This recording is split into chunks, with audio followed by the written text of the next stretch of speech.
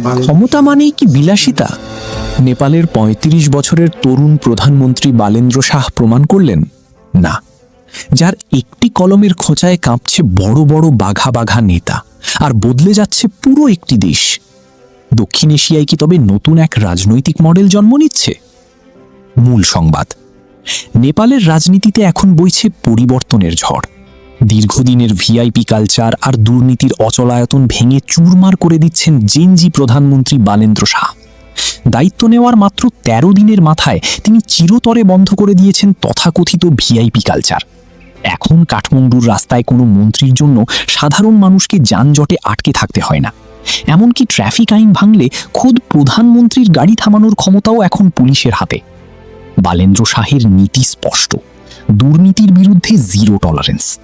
সাবেক প্রধানমন্ত্রী থেকে শুরু করে প্রভাবশালী রাঘব বোয়ালদের বিরুদ্ধে শুরু হয়েছে সাঁড়াশি অভিযান।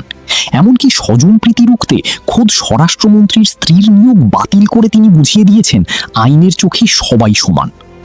শিক্ষা প্রতিষ্ঠানকে রাজনীতিমুক্ত করতে স্কুল কলেজে দলীয় রাজনীতি নিষিদ্ধ করা হয়েছে।